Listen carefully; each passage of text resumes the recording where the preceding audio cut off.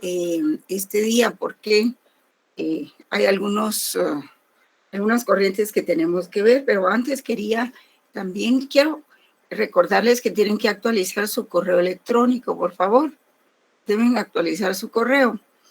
Si ya lo tienen y es el mismo que utilizan para todo, está bien.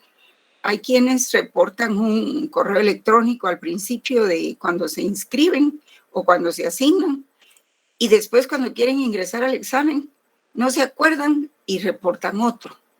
Entonces tienen que ponerse de acuerdo con ustedes mismos para utilizar el mismo correo. En todo caso, hay un aviso en la plataforma de la facultad, en la página, que les pide que se actualicen. Creo que era antes de hoy, del 17, dice, porque si no, no van a poder recibir clases. También quiero decirles que el examen lo hago por la plataforma Moodle, el programa Moodle. Mi examen va a ser por esa vía. Y es bueno que todos se familiaricen. Yo voy a escribir aquí para que lo vean quienes van ingresando. Es bueno que tomen nota, jóvenes, que tomen nota de todo eso. Vamos a ver.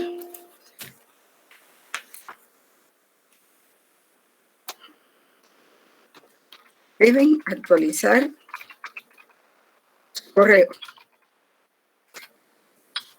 o verificar el que utilizan para clases y examen.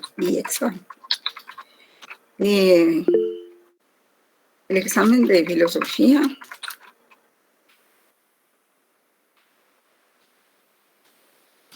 derecho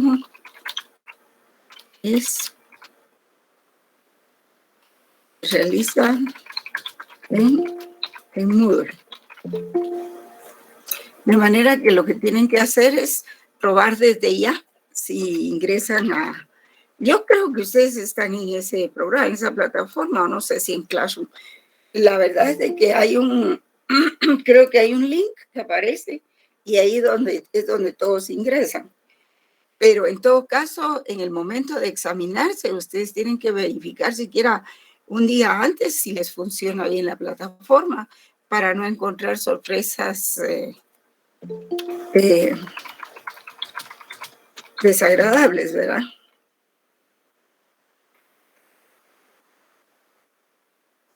A mí sí me preocupa mucho el que estén preparados para el examen, porque realmente el examen, el extemporáneo es un problema, es un verdadero problema. Si logran comunicarse, se prepara, pero hay otros lineamientos. Digamos, en este tipo de examen, mi examen es falso verdadero, fundamentalmente, porque para los extemporáneos, pues habrá pregunta directa, ni modo, ¿verdad? Y hay menos posibilidades de obtener una buena calificación. Así de que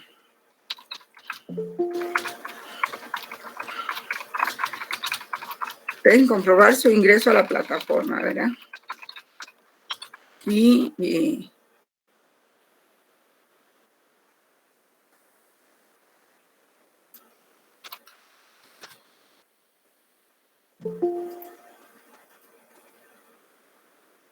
ustedes son 285 alumnos.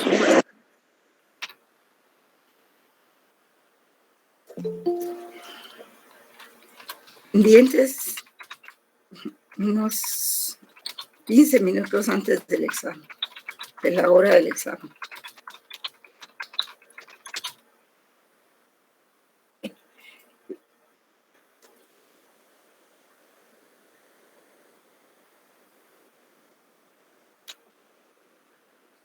No, no es cierto. Yo siempre he hecho mis exámenes por Moodle.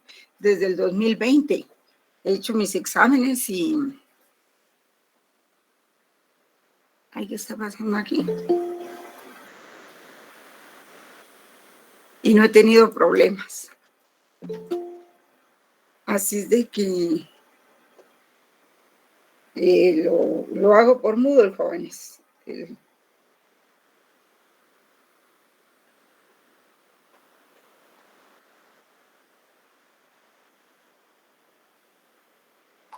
Bien.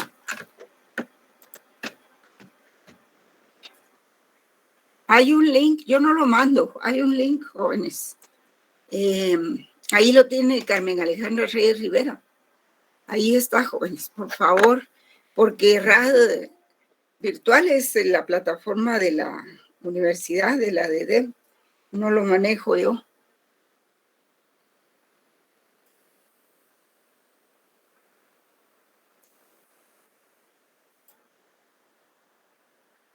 Sí, no.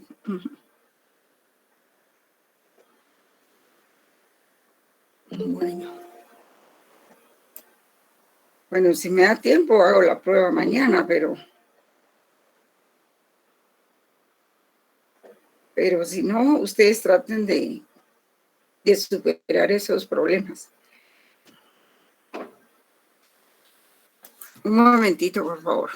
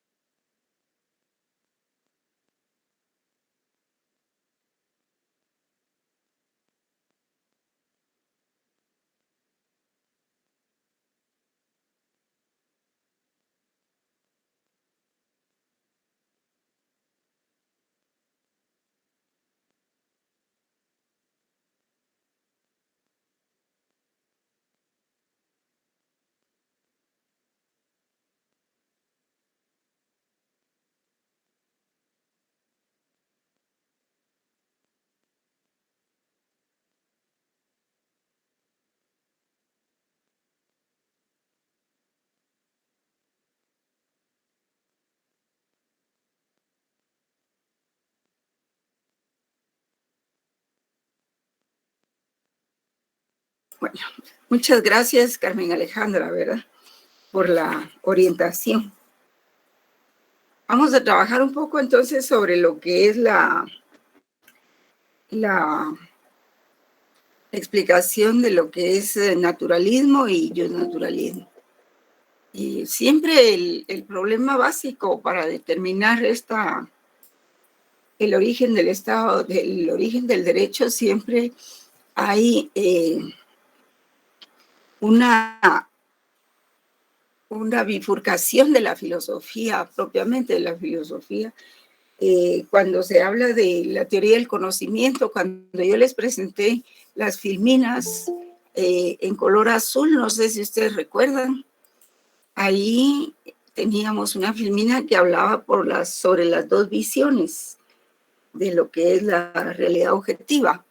Una por medio de la razón, y ahí se ubican todos los racionalistas, y es donde se da y se produce el derecho natural, y la otra lo que son los materialistas, la visión materialista de las cosas, en que el conocimiento no se da solo por la razón, sino por los sentidos y la experiencia, y se relaciona pues con la realidad objetiva. De manera pues de que para iniciar este punto, tenemos que detenernos pues en una de las posiciones, en principio en la idealista, para examinar el origen del derecho desde el punto de vista del justnaturalismo. Entonces, eso nos plantea, por decirlo así, dos coordenadas que guían el tratamiento de nuestro objeto de estudio, ¿verdad? La primera, pues, será la panorámica filosófica que nos permite captar lo universal del fenómeno jurídico, partiendo de la concepción que tengamos entre el ser y el pensamiento, y que nos conduce al origen del problema, el problema ontológico. O sea, cada quien tiene una visión individual, específica, de lo que es la concepción general del mundo. Algunos pues profesan la posición idealista y otros la posición materialista. En este caso, pues para ver el origen del derecho vamos a iniciar con lo que es el justnaturalismo, que es una posición meramente idealista, pero que funciona, ¿verdad? Funciona. Ahí tienen ustedes el link, jóvenes, para ingresar al examen. Practíquenlo, estén 15 minutos antes en el examen para que no tengan problema.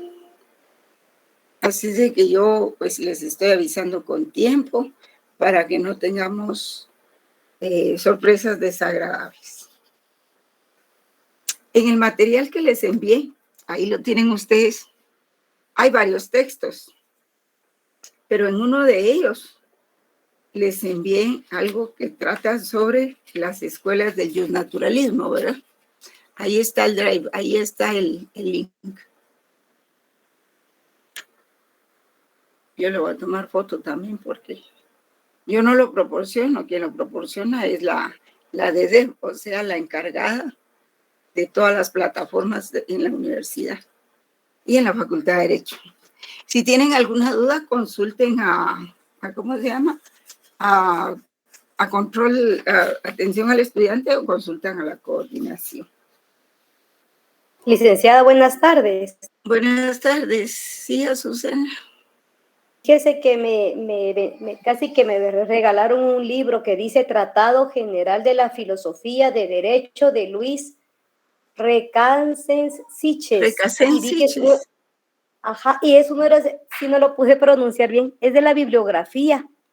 Sí, sí, él está citado en nuestra bibliografía. Lo que sí que es un poquito complicado para tomarlo como estuve buscando los temas en el orden del índice y está muy rebuscado según los temas del índice. Sí, no, mire, el que yo recomiendo por el momento son las copias que les envié, que está bastante resumido, los temas principales. Sí, licenciada, ya las tengo y estoy haciendo un índice para poder estudiarlas. Ya comencé a hacer mi índice para ir estudiando. Sí, no tienen orden las copias, pero cada material en sí tiene un orden, ¿verdad? Sí, está bastante resumido, licenciada. Gracias por dárnoslo. Sí, porque es inmenso digamos, el contenido de esto es inmenso. Y vamos a tratar de hacer un resumen, ¿verdad? Para este día, porque iniciamos ahora con el justnaturalismo y luego vamos a continuar con el materialismo para mañana. A pesar de que espero que nos dé tiempo para ver justnaturalismo y el positivismo. Gracias, Azucena. También está el libro del doctor Luis César López Permut. Un poco también contiene él un poco más desarrollado que las copias que les di. Ahí todo habla de lo mismo, ¿verdad? Sí. Licenciada, buenas tardes. Sí. Mire, escúcheme con una consulta. ¿Qué pasaría si en dado caso es que viera que la mayoría, ahorita que usted dijo que iba a hacer por Moodle el examen, varios estamos tratando de ingresar, pero no nos deja la plataforma? ¿Qué pasaría si en dado caso el lunes nos da ese problema y a varios no nos deja entrar o no nos podemos examinar, licenciada? Porque mi esposo ahorita está en el tercer semestre, pero el año pasado los catedráticos examinaron por Moodle y al licenciado Carlos Velázquez, si no estoy mal, que da comunicación y lenguaje, a mitad del examen sacó a todos y les tuvo que volver a repetir el examen. Uh-huh. Sí, mire, yo he utilizado Moodle desde el 2020 y he tenido secciones muy grandes como las de ustedes, porque la vez siempre la he tenido y no he tenido problemas, pues realmente no se me han dado problemas. Porque como ya no se dan clases tampoco, desde que inician los exámenes se suspenden las clases. No es que esté decretado, ¿verdad?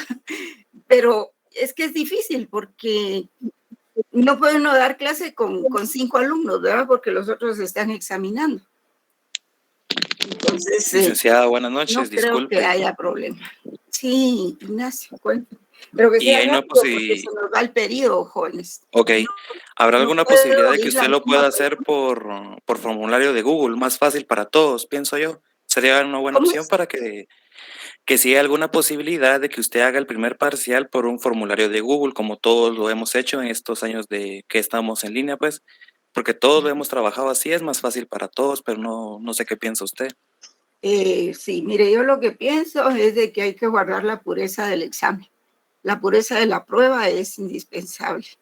Acuérdese que estamos trabajando en filosofía del derecho. Y la plataforma de Classroom se presta para muchas cosas. No es segura para guardar la pureza de la prueba, por decirlo así. Por eso es que utilizo Moodle. Y esa plataforma la he estado utilizando. No he tenido problema con mis alumnos. Así es que licenciada, disculpe. Sí. Ok, pero nosotros podemos tener algún respaldo después por si en dado caso llegamos a tener algunos problemas, porque, por ejemplo, a mí sí me está costando un poco entrar a la plataforma y no me deja acceder. Me imagino que tal vez me va a dejar acceder después, pero por cualquier cosa o cualquier problema usted nos podría ayudar si en la hora del examen no nos funciona o cualquier problema, ¿verdad? No, mire, todo tiene que ser comprobado, compañera. Tiene que ser comprobado. Usted tiene que mandar fotos o lo que sea de cuál fue el problema con que se topó a la hora de abrir la plataforma. Pero yo he examinado más de 300 alumnos ahí, más de 1000 alumnos he examinado, porque el mismo día les corresponde a todas las secciones. Y no he tenido problemas, pues todo ha salido bien. Y si así hubiera sido, me hubieran avisado de la ADD o de la facultad de que no utilizara Moodle. Más bien me preguntaron cómo era, qué plataforma iba a seguir utilizando y les dije que Moodle. Así es de que ahí no hay cambios, jóvenes. Tienen que usar computadora. Si utilizan teléfono para examinarse, aparte de que no es lo correcto, ¿verdad? Y yo entiendo las limitaciones de cada quien, pero aunque sea, ustedes tienen que ver cómo lo hacen porque ya están en 9º semestre, ya casi salen de la facultad. Entonces, cada quien es responsable de conseguir su internet, ¿verdad? Eso no lo puede resolver la facultad, ni lo puedo conseguir yo. Tienen que hacerlo desde la computadora, no desde el teléfono. Si ustedes lo quieren hacer del teléfono, van a tener problemas para ingresar. Bueno, licenciada, buenas tardes, ya no una puedo consulta. detenerme porque entonces no vamos a poder dar Es clase. rapidita, ya no es referente a Moodle, es una que es consulta el rápida. mismo tema. No, ¿Sí? no es referente a eso, Lick. Solo una pregunta. Lo que va a ser sujeto de evaluación el día lunes está en todo el material que nos ha enviado a Classroom. ¿Es solo eso, Lick? Sí, ahí está. Gracias. Hasta nos va a sobrar material porque algunas cosas probablemente no las veamos, pero no estoy segura. Por eso es que quiero que me dejen empezar la clase. Es lo mismo. Fíjese que yo estoy teniendo problemas para ingresar desde ahorita. ¿A dónde le mando el screenshot? Porque desde ahorita que no me deja entrar Moodle. Pues tiene que envíelo aquí al chat, puede hacerlo. Por aquí no me deja enviar imágenes, pero yo desde ahorita no puedo entrar y eso no se soluciona pronto. Entonces quiero dejar mi respaldo está porque usted quiero hacer aquí, el examen el día lunes. ¿cómo es que no ingresa si lo estoy viendo? Usted me está hablando. A Moodle, a la compartir mi plataforma pantalla? donde nos va a examinar. ¿Le puedo Es que compartir mi ahorita pantalla? no he para dejar subido el constancia? examen todavía. Jóvenes, no he subido el examen todavía. No hay Lo que nada en pasa la es que plataforma. primero queremos ingresar a la plataforma para que ese día no tengamos problema. Porque los problemas con Moodle no se solucionan en 15 minutos. Toma días. Autenticar con Google, compañero, sí se puede. Ajá. Pues sí, si usted autentica su correo ahí. La otra cuestión es de que si tienen algún problema tienen que comunicarse a atención al estudiante o a la coordinación, porque yo honestamente le digo, no tengo esas habilidades tecnológicas como para poderle solucionar así técnicamente el problema, ¿verdad? Licenciada, el problema es mire, de que cuando uno manda correos a coordinación, a mí me pasó, yo mandé capturas de que sí mandé mi examen y todo con el auxiliar, porque uno no puede hablar directamente con ustedes después de los exámenes. A mí me mandaron a retratar y yo sí envié mi examen, mandé capturas, mandé una carta por correo a coordinación y esta es la fecha que todavía estoy esperando que me respondan y más bien me mandaron a retrasar. Bueno, tienen que ir a atención al estudiante entonces para que los atiendan, ¿verdad? Porque ahí es donde admiten todas las quejas de los estudiantes. Bueno, vamos a trabajar un poco, jóvenes, porque entonces no vamos a tener el último punto, ¿verdad? Así es de que mi examen es de falso verdadero. No se va a poder regresar en el examen, jóvenes. No van a creer que en las primeras preguntas ustedes van a encontrar la respuesta de las otras, porque es falso verdadero. Y ustedes para pasar a la siguiente pregunta tienen que ir agotando las primeras, ¿verdad? Así es de que ya les expliqué cuál es la razón que tengo para utilizar Moodle. Porque en Classroom se han visto muchas cosas raras, muchos problemas, mucha piratería de los exámenes y un montón de cosas, ¿verdad? Por eso es que no uso Moodle. Bien, entonces vamos a ver las escuelas del Justnaturalismo. Decíamos entonces que el Justnaturalismo puede definirse así en general como la doctrina que considera el derecho desde el punto de vista natural. En pocas palabras, es una escuela de pensamiento para la que existe un derecho superior que se llama derecho natural, compuesto por un conjunto de valores que actúan como inspiración de sus contenidos y como guía de actuación y decisiones de los agentes del derecho. Cuando se habla de justnaturalismo, debe entenderse hecha la referencia a todas las doctrinas que tienen relación con el derecho natural, aun cuando la interpretación que de él se hace sea de muy diversa índole. Como realmente ocurre, ¿verdad? Que les voy a indicar que lo que estoy leyendo en este momento es el resumen de uno de los documentos que les envié que dice Justnaturalismo Escuelas. No sé si ya lo tienen a la vista. No estoy presentando. No estoy presentando. Ya tienen el material a la vista. Yo realmente voy a explicar no leyendo este material porque no tiene sentido que yo venga a leérselos a ustedes. Ese es para ustedes. Yo voy a seguir mi clase con otros documentos. Podemos decir solo algún preámbulo, que el derecho natural así concebido tiene las siguientes características. no es creado por el hombre, es anterior a él.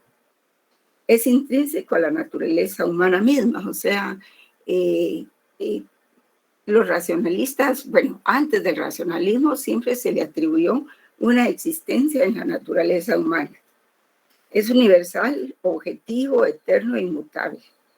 Y está orientado a la convivencia pacífica y segura en la que impere la justicia. Bien, pues vamos a continuar nuestra clase. El problema fundamental de la filosofía radica precisamente en la cuestión sobre el carácter propio de la relación existente entre el pensar y el ser, entre lo espiritual y lo material. Y la filosofía, pues es, ya saben ustedes, la más antigua de las ciencias, ¿verdad? Pero el problema fundamental de la filosofía ha sido la relación entre el ser y el pensamiento. Esto está íntimamente ligado con el problema ontológico, ¿verdad? Ya que se refiere a la explicación acerca del origen del ser, es decir, acerca del origen del mundo, del universo y de todo lo existente. Y entonces, cuando se va a estudiar el derecho, quiero decir el origen del derecho, pues la filosofía va a sufrir una bifurcación, por decirlo así, en dos grandes corrientes de pensamiento, el idealismo y el materialismo.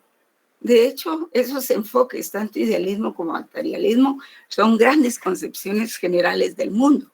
Y dependiendo cómo es lo que uno piense, cómo ha sido formado en su, digamos, en su personalidad, en el entorno de su hogar, si dependiendo las características del hogar, y luego de la escuela, si es que asistió a la escuela o no.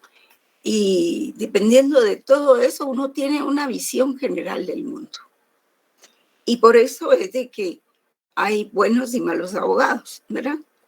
Porque también depende de los fines que cada quien lleve para estudiar la carrera de Derecho.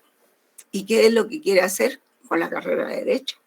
Y si está interesado realmente en aprender o solamente lo que quiere es ganar los exámenes, por ejemplo. Y entonces mucha gente se convierte en ganadora de exámenes, ya sea que lo hagan legítimamente o no. Y van saliendo y luego se gradúan de profesionales y siguen con sus líneas, ¿verdad? Y eso tiene mucho que ver con la visión general que uno tenga del mundo, ¿verdad? Y entonces la bifurcación consiste en la corriente filosófica idealista por un lado y la corriente filosófica materialista por el otro lado.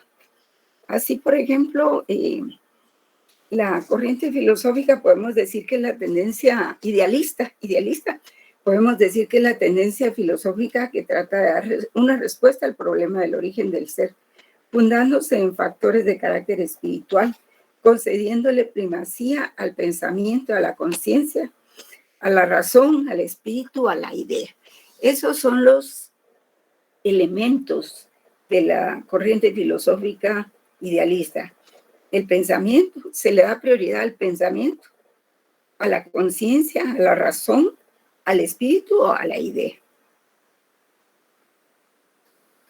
En cambio, en la corriente materialista, pues lo que se busca es la vinculación que tiene el derecho con toda la realidad objetiva, ¿verdad? Porque incluso la conciencia que se da en el pensamiento y en la razón, dice el materialismo, que es propio de la materia.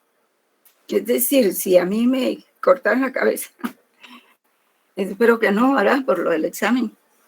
Entonces, ya no tendría conciencia, no tendría pensamiento ni nada, ¿verdad? Desaparece todo eso.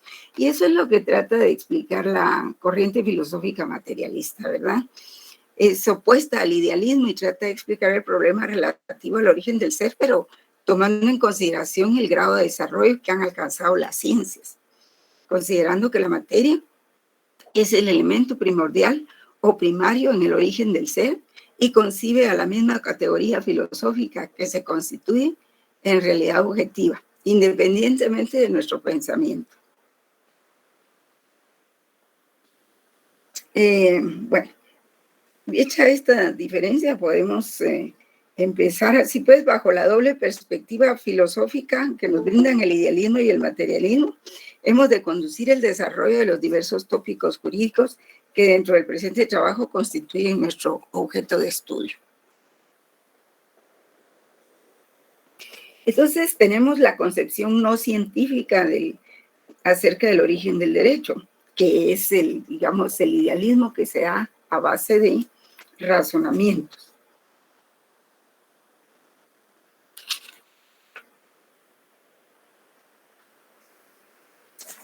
Tenemos, por ejemplo, hoy en las copias ustedes tienen un resumen que dice evolución de la historia del naturalismo.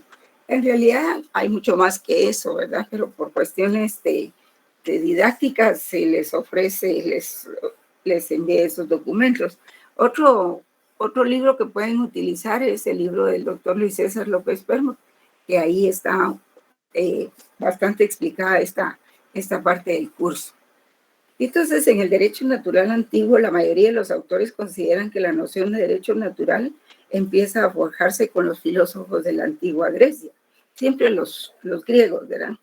Heráclito, en el año 535, antes de nuestra era, suponía la existencia de un derecho divino y natural distinto de las leyes propias de cada estado. Posteriormente, el sofista Hipias hizo una distinción entre derecho escrito y derecho no escrito, considerando que el primero era un conjunto de reglas casuales susceptibles de cambiar, mientras que el segundo era un conjunto de reglas casuales susceptibles de cambiar. Perdón, el primero se podía cambiar, el derecho no escrito, mientras que el segundo era producido por los dioses y acatado igualmente por las personas de todos los países. Sócrates, que no podía faltar, afirmó su fe en la justicia superior y predicó el respeto a las leyes, tanto a las escritas como a las impuestas por los dioses. Años más tarde, Platón, que era discípulo de Sócrates, concibió también la existencia de una idea eterna de justicia, según la cual cada persona y cada clase social estaban destinados fatalmente a desempeñar una determinada función en la sociedad y por ende a ocupar un lugar preconcebido dentro de la organización social.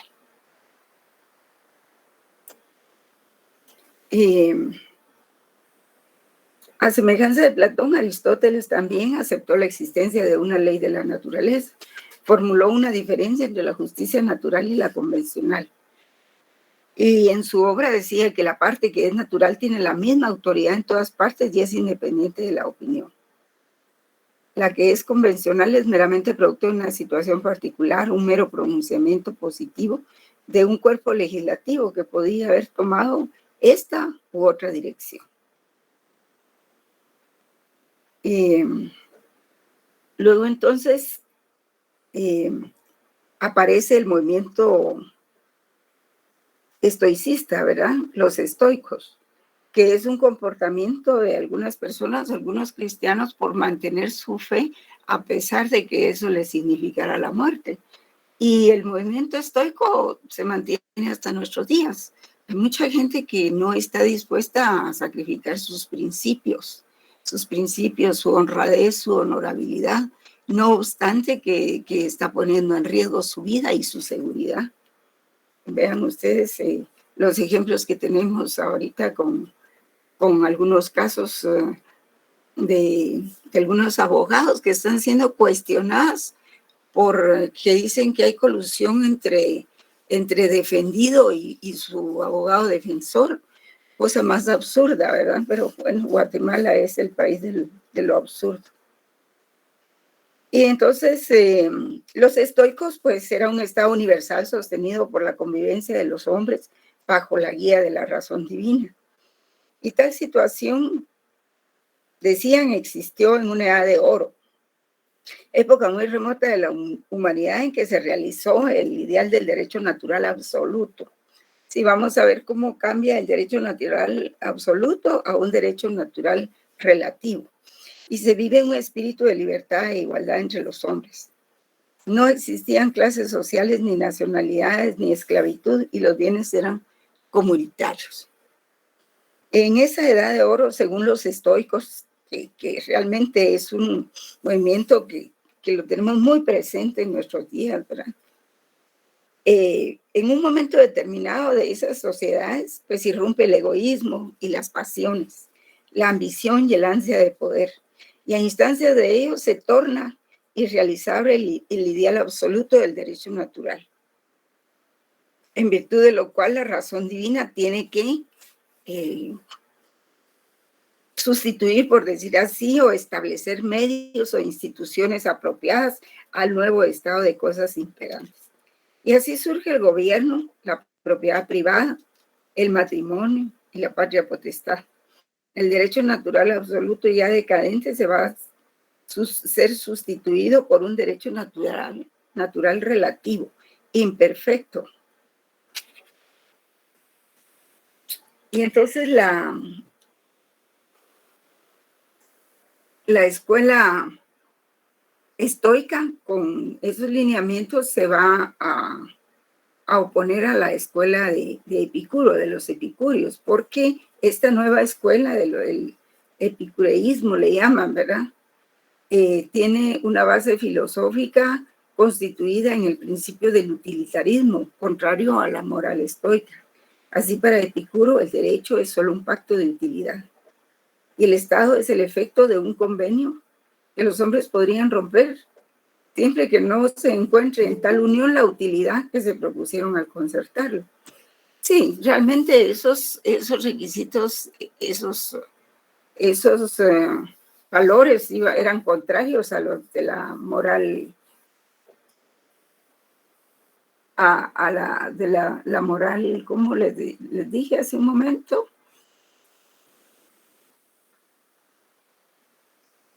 estoica, a la moral estoica.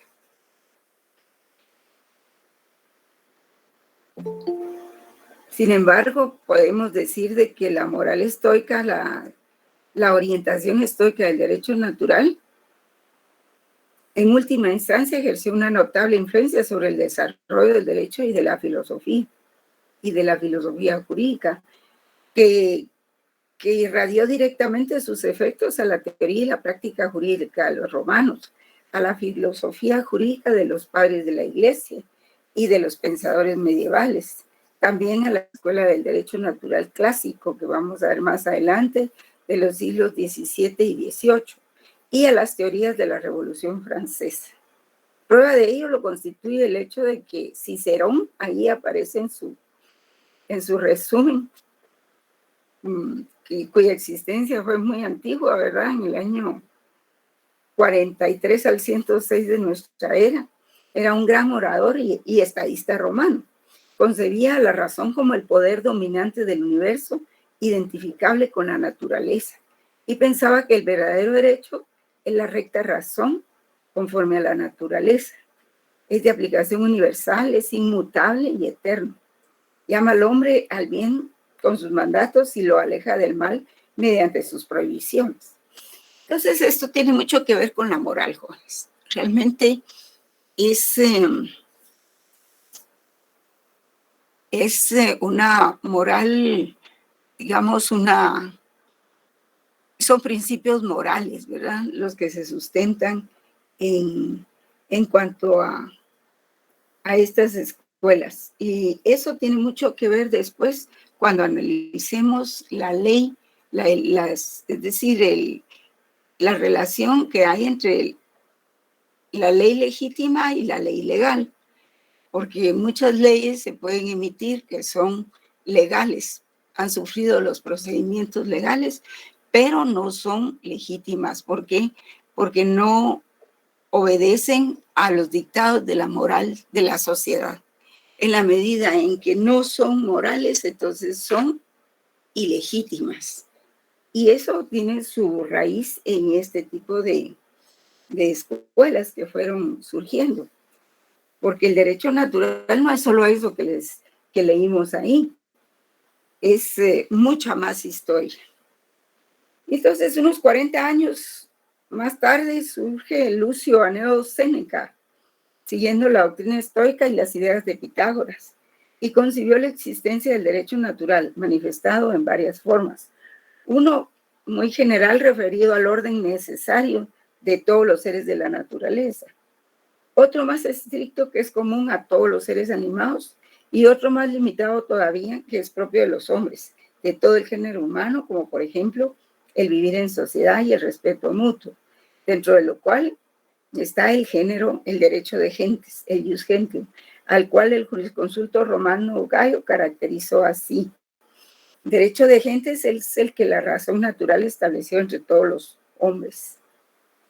Y esta última noción del derecho natural, según Edgar Bodenheimer, que ya es un filósofo de la modernidad, posmodernidad, dice él, fue el que prevaleció entre los jurisconsultos romanos clásicos, de lo cual se infiere que ha tenido escasa aceptación de opinión de otro jurisconsulto romano de nombre Ulpiano, quien consideraba que el derecho natural es el que la naturaleza enseñó a todos los animales. Finalmente, dentro de la concepción romanista del derecho natural reviste importancia el criterio de las instituciones de Justiniano, muy importantes también, en el sentido de que el derecho de gentes es común a todo el género humano.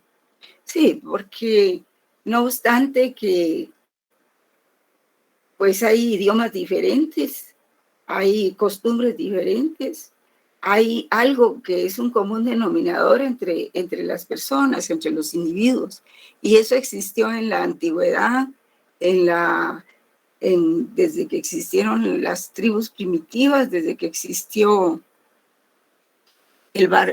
¿cómo se llama? La barbarie, después la Edad Media, el cristianismo. No obstante que no se entendían los idiomas, pues, y las costumbres. Y es el hecho de defender la vida. Eso todo mundo lo lleva impreso, intrínseco en su pensamiento. Porque si no, desde un principio se hubiera acabado la especie humana. Y ese es el origen del derecho de gentes, que después se va a convertir en el derecho internacional, ¿verdad? Finalmente, dentro de la concepción romanista del derecho natural reviste importancia el criterio sustentado en las instituciones de Justiniano. Bueno, ya les había explicado eso. Y él se apoya en la idea de que el derecho de gentes es común a todo el género humano.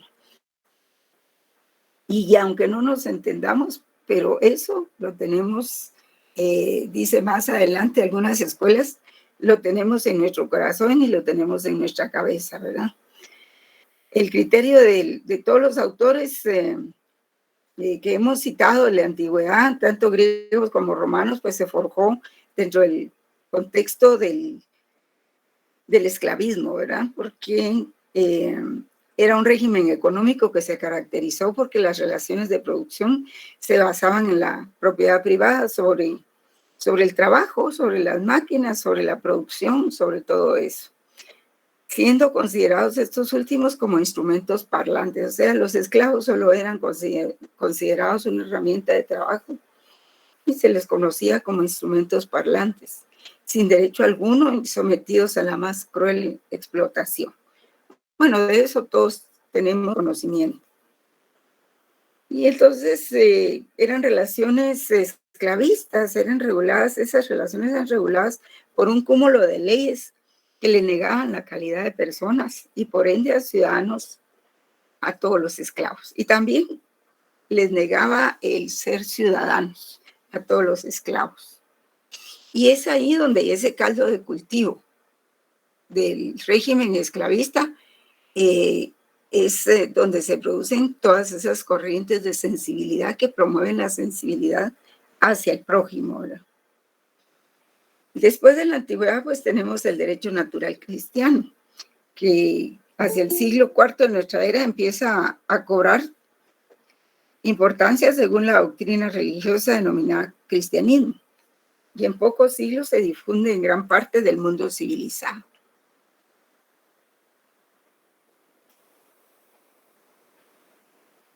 Esa situación produjo una profunda transformación en la concepción del derecho, el cual como efecto primario asume un notable giro hacia la teología. Esa concepción religiosa del universo, precedida por las ideas de los padres de la Iglesia, a la luz de lo que predica el Nuevo Testamento, va a ejercer su imperio durante 12 siglos, 12 siglos. Sí, porque los sacerdotes de la Iglesia, pues con sus monasterios y su organización, era el ente más organizado en esa época para poder orientar o asesorar o dirigir a los gobernantes, que incluso los monarcas le preguntaban o le consultaban a la Iglesia, al Papa, desde ya representado por el Papa, qué tenían que hacer, le pedían autorización, en fin, y la Iglesia daba o no daba autorizaciones diversas. Y por eso esa primera escuela del derecho natural se apoyó precisamente en la Iglesia y por eso se llama derecho natural cristiano. Y así dentro de ese marco conceptual, la filosofía jurídica, entre otras ramas científicas, se ve imbuida de las doctrinas cristianas. La Iglesia como institución omnipotente en ese momento histórico concibe a la naturaleza del derecho bajo un fuerte influjo aristotélico y estoico, así como de los jurisconsultos romanos. Dado que un Dios gobierna el mundo, el derecho considera ser fundado sobre la voluntad y la sabiduría divina. O sea, en ese tiempo se concebía que el origen del derecho era por inspiración divina. Que si bien es cierto que teníamos derecho, eso provenía de una ley suprema. Y entonces el concepto de derecho natural adaptado a las doctrinas de la Iglesia cristiana aparece desvinculado de la naturaleza. Por ejemplo, los mayas en nuestro continente, ellos realmente tenían una posición un tanto materialista, por decir así, porque ellos creían en el agua, en el fuego, en la tierra, y todo lo atribuían a esos elementos. Igual los chinos también, los japoneses, ¿verdad?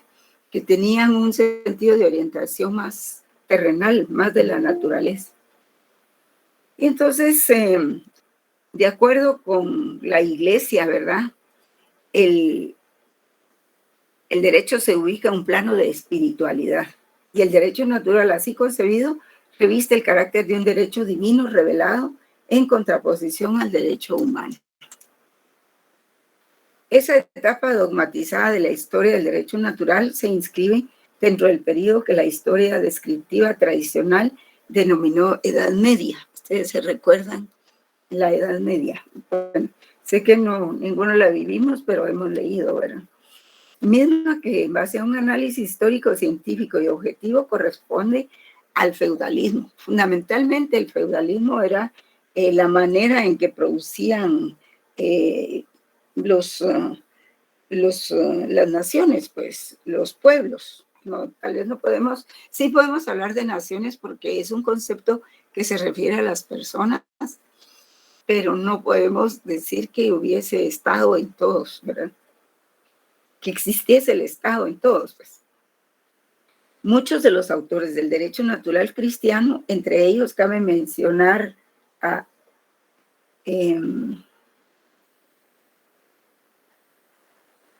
San Ambrosio, que es un padre de la Iglesia, para quien lo fundamental del derecho natural lo constituye la caridad, noción que viene a sustituir a algunos elementos anteriormente incluidos en la concepción del filósofo Cicerón. Pero sin lugar a dudas, los baluartes innegables de esta concepción cristiana del derecho natural que destacaron de manera particular fueron San Agustín de Hipona, del que les he hablado un poco, San Isidoro de Sevilla, Santo Tomás de Aquino y Francisco Suárez, que eran los santos padres de aquella época, ¿verdad? San Agustín de Hipona pues fue el más importante. Además, era representante de la patrística. Y la patrística pues era un conjunto de obras de los padres de la Iglesia durante sus primeros siglos. Y la patrística pues recogió la distinción estoica entre un derecho natural absoluto y un derecho natural relativo, adaptándolo a los postulados del cristianismo. Conforme a estas ideas, el derecho natural absoluto regía a los hombres antes del pecado original que vició, decía, a la humanidad. Y el derecho natural relativo surgió como un sistema de principios jurídicos adaptados a la naturaleza humana después de la caída. Y del pecado original derivó la obligación del trabajo y con ello la institución de la propiedad. La aparición de la pasión sexual después del pecado exigió las instituciones del matrimonio y de la familia. Del crimen de Caín surgió la necesidad del derecho y de la pena, derecho penal, ¿verdad? La fundación del Estado por Nemrod, un personaje ahí, fue el comienzo del gobierno. La confusión de lenguas que se produjo cuando los hombres trataron de construir la Torre de Babel motivó la división de la humanidad en naciones distintas. El traje de Cam sirvió como justificación de la institución de la esclavitud. Así la propiedad privada, el matrimonio, el derecho, el gobierno y la esclavitud se convirtieron en instituciones legítimas del derecho natural relativo. Como pueden ustedes ver, que si en un principio era el derecho natural absoluto, que todo provenía de Dios, después se van dando cambios dentro de la sociedad misma que van siendo generadas por la humanidad, y entonces se pasa de la idea de un derecho absoluto a un derecho relativo. Como para los estoicos también, para los padres de la iglesia, este derecho natural relativo debía acercarse al absoluto en cuanto le fuera posible, y consideraban que tal misión de acercamiento debía desempeñarla nada más ni nada menos que la iglesia. San Agustín destacó en el periodo de transición entre la antigüedad clásica y la época medieval, es decir, en el lapso que media entre la decadencia del esclavismo y los principios del feudalismo, destacó ese periodo de transición de la idea absoluta del derecho natural a la idea relativa. Y en su doctrina influyen notablemente los postulados del derecho natural absoluto, como les decía, haciendo descender del pecado al gobierno, al derecho, a la propiedad, a la civilización. Sí, porque San Agustín también decía de que si surgió el Estado, surgió el derecho, eso era producto del pecado del hombre, del individuo. En cambio, Santo Tomás de Aquino dice que no, sino que es propio del desarrollo de las sociedades. Y por eso la idea del derecho como una ley divina se va haciendo relativa, se va relativizando hasta situarla en el desarrollo mismo de las sociedades.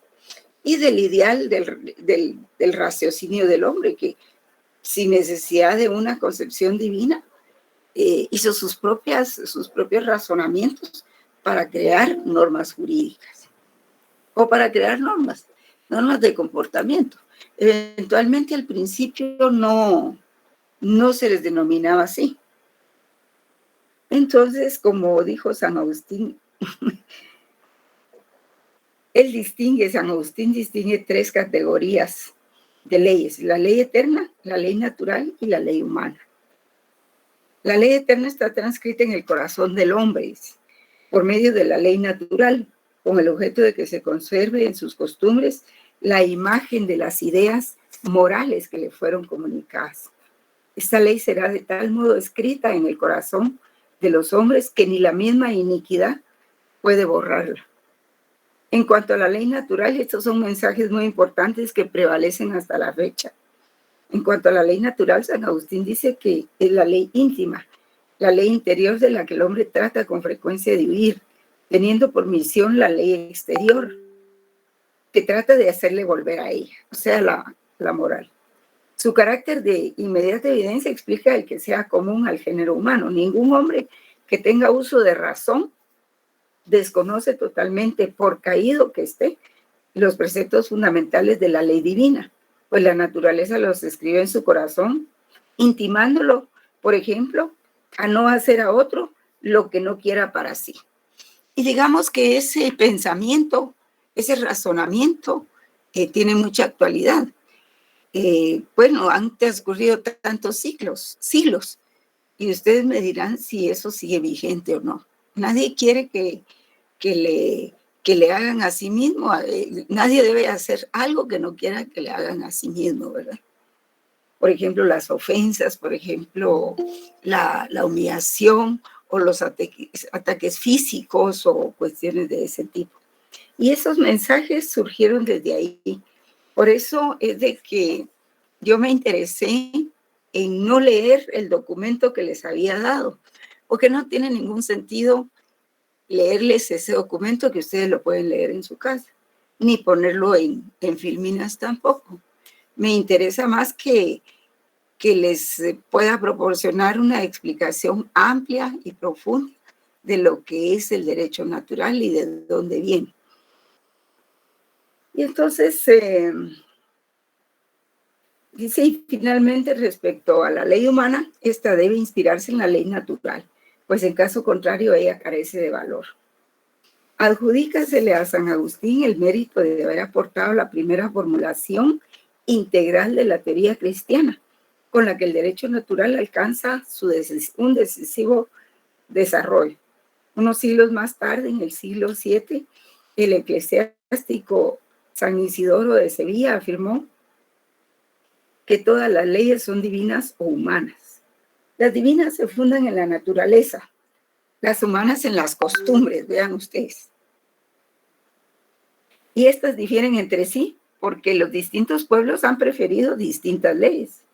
Específicamente, en cuanto al derecho natural, San Isidoro de Sevilla consideraba que este es común a todas las naciones y vale en todas partes, no tanto por su declaración positiva, sino instintivamente por la naturaleza misma. Adviértase, pues, que en San Isidoro de Sevilla el derecho natural queda comprendido entre las leyes divinas que se fundan en la naturaleza. O sea, lo que se trata de demostrar es que el naturalismo ha existido siempre. Es algo así intuitivo, que nada más el individuo crece, llega a los 7, a los 12 años, y ya los niños saben qué es lo bueno y qué es lo malo, porque lo han aprendido. Y eso, pues, no se lo han dado por escrito, probablemente no se lo han explicado, pero el niño llega a entenderlo intuitivamente. Y eso es parte de su naturaleza. Bien, entonces mucho tiempo después, en el siglo XIII, Santo Tomás de Aquino, pues funda la cumbre escolástica, y escolástica significa un sistema filosófico fundado en el clasicismo pagano de Aristóteles y seguido por el dogmatismo inflexible de Santo Tomás y de la Iglesia Católica. Asume un fanatismo técnico en la metodología y en la exposición científica. Sí, él funda sus escuelas de religión, ¿verdad? Y realiza una especie de conciliación entre los ideales cristianos y los hechos reales. Y eso es muy, muy importante. Por primera vez se escucha el término equidad en un sacerdote. Y para el tiempo en que se vivía, pues realmente era muy peligroso hablar de equidad porque, bueno, los reyes, los monarcas y todos los emperadores, pues era gente a la que no se le podían revisar sus resoluciones. Ellos condenaban a alguien y no había apelación, no se podía apelar, ¿verdad? Y eso era tremendo. Entonces, la fusión de elementos teocráticos y cristianos con la filosofía aristotélica confluye en el pensamiento del aquinatense, quien distingue 4 clases de leyes a saber. En primer lugar, la ley eterna, que esa también la consideraba Santo Tomás de Aquino. En segundo lugar, la ley natural, que también la consideraba San Agustín. La ley divina, pues era considerada como la ley natural, la ley eterna, y la ley humana. Y él establece 4 leyes fundamentales en lo que basa su concepción de lo que es el derecho y las normas. Entonces, la ley eterna es la razón del gobierno del universo, existente en Dios, que gobierna todas las cosas y que no es conocida por ningún ser humano, salvo los bienaventurados. La ley natural consistía en gran parte en la ley eterna, tal y como podía ser descubierta por el hombre haciendo uso de su raciocinio. Es decir, que la ley natural es un descubrimiento parcial de la ley eterna a través de la aplicación de la razón por el hombre hacia sus inclinaciones naturales. De tal suerte que aunque ningún ser humano puede conocer la ley eterna en toda su verdad, puede participar de ella de algún modo, por medio de la facultad de la razón que Dios le ha dotado. Y por eso se dice que el derecho natural es intuitivo. Y a esa participación del hombre en la ley eterna, Santo Tomás de Aquino le denominó ley natural. O sea, está en la naturaleza del hombre ser bondadoso, así como ser malo también, ¿verdad? Ahora bien, dado el carácter demasiado general y abstracto de la ley natural, surge la necesidad de que Dios explicara en forma más detallada y sencilla la orientación que debía seguir la conducta de los hombres. Esa función la cumple la ley divina, y para ello nada mejor que las Sagradas Escrituras plasmadas en el Antiguo y Nuevo Testamento. De tal suerte que la ley divina es la revelación por Dios por medio de las Sagradas Escrituras, y ella tiene por objeto complementar con discreciones particulares la ley natural. Por último, pues se refiere Santo Tomás de Aquino a la ley humana, definiéndola como una ordenación de la razón para el bien común, promulgada por quien tiene el cuidado de la comunidad. La ley humana, entonces, es así un acto de voluntad, es un acto volitivo del poder soberano del Estado, pero para ser ley tiene que ser conforme a la razón divina. O sea, aunque fueran leyes provenientes del monarca, tenían que consultárselas a la iglesia. En suma, un rasgo destaca dentro de la filosofía cristiana de Santo Tomás de Aquino, que es la ley revelada, que constituyó el límite de todo su contenido, y aún hoy, sin modificaciones o agregados particulares, sus enseñanzas son aceptadas por la filosofía jurídica católica. El hecho de que se haya separado, jóvenes, la iglesia católica por el protestantismo de otras iglesias, no quiere decir que hayan cambiado pues esos lineamientos, por decir así, ¿verdad? Esos dogmas, sino que se mantuvieron y se mantienen hasta nuestros días. Y realmente quien funda en primer lugar los derechos humanos, que no se le conocían así, es la misma iglesia, son los santos padres. Después de ver las iniquidades en contra de los esclavos y luego cuando se conquista el continente americano, ¿verdad? Cómo tratan a los nativos. Y entonces, para algunas ideas principales expuestas por el sacerdote jesuita y jurista español Francisco Suárez, que existió entre 1548 y 1617, quien en su obra Tratado de Leyes y Dios Legislador expone lo que muchos autores consideran la más extensa y acabada teoría del derecho natural, siguiendo las orientaciones de Santo Tomás de Aquino. Precisamente Suárez mantiene la partición de la ley en diversas especies, siguiendo el criterio de Aristóteles. Sin embargo, aquel revela mayor rigor y un más acendrado raciocinio a su exposición, aunque siempre utiliza la base de los dogmas. Se destaca además una notable diferenciación entre el jus naturale y el jus gentium, que ya vimos que el jus gentium se convierte en el derecho internacional, ¿verdad? Y suya es la afirmación de que los hombres, a pesar de encontrarse divididos en diversos estados, tienen ciertos ligámenes o vínculos morales y jurídicos expresados en el jus gentium.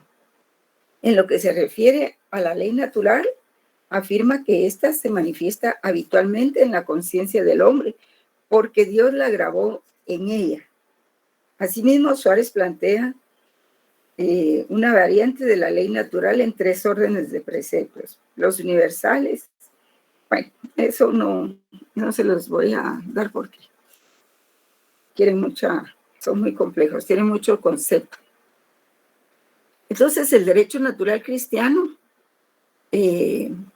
dado su carácter dogmático y acientífico, o sea, que no es científico. Su fuente radica en un ser omnisciente, ente supremo, voluntad omnipotente o deidad, o bien en un elemento de carácter eminentemente racionalista, o sea, es dado por la razón del hombre. ¿Y qué es el racionalismo, jóvenes? El racionalismo aquí referido no debe confundirse con el que más adelante explicamos en relación con la teoría del derecho natural racionalista del siglo XVII, porque el racionalismo es la utilización del raciocinio del hombre para establecer cuál es el origen del derecho. Y entonces viene lo que se llama después derecho natural clásico o racionalista. En la Edad Media, la religión alcanzó la cúspide dentro de las diversas formas de conciencia social y como lógica consecuencia impuso su señorío sobre o su dominio, ¿verdad?, sobre las concepciones políticas y jurídicas o del derecho, así como sobre la moral, el arte, la ciencia, la filosofía. Y de todo ello se infiere o se concluye la armonía que la noción del derecho natural guardó con las doctrinas de la Iglesia, o sea, que eran totalmente coincidentes. Pero dentro del mismo feudalismo se van gestando cambios, una diversidad de cambios en las condiciones materiales de vida, gracias a la tecnología que cada vez, y la economía que cada vez va creciendo, lo que a la postre determinará la modificación de las relaciones que sufren las nuevas relaciones sociales de producción y por ende el tránsito hacia otro modo de producción, el capitalismo. Porque si bien es cierto que la época de la Iglesia estaba muy fuerte, también lo es de que la teocracia acaba en algún momento, y es en ese momento cuando se da el protestantismo, que no solo conlleva la separación de las iglesias, sino conlleva cambios, porque la Iglesia Católica lo dominaba todo, y lo que ellos querían era quitar a la Iglesia Católica de la esclavitud para poder seguir negociando con esclavos a como fuera, sin ese control que tenía la Iglesia y esas sanciones. Y nace lo que se llama el dejar hacer y dejar pasar. O sea que todo se liberaba después de quitar el poder de la Iglesia. Pero también surge lo que se denominó el movimiento positivista, la filosofía positivista. En filosofía se llama el positivismo filosófico. Y es que aparecen todas las ciencias, como las matemáticas, la geometría, la estadística, las ciencias naturales, y a partir de ahí se fundan las academias de ciencias, en donde si alguien quería presentar un proyecto tenía que demostrarlo y comprobarlo de que su teoría era científica. Y ahí es donde vienen precisamente el corte entre la Edad Media y el Renacimiento. El Renacimiento se le llama porque nacen muchas ciencias. Y pese a la resistencia, tuvieron que ir cediendo terreno a las investigaciones y adelantos científicos, no sin antes haber dejado una cauda de represión y muerte con el aval del funesto Tribunal de la Santa Inquisición. También surgieron los trabajos de científicos como Leonardo da Vinci, Nicolás Copérnico, Galileo Galilei, Kepler, Gassendi, Giordano Bruno, Isaac Newton con la matemática y la ley de la gravedad, que propician el advenimiento de la moderna ciencia natural con su método exacto estructurado con base en la observación, la hipótesis explicativa de forma matemática y la verificación experimental.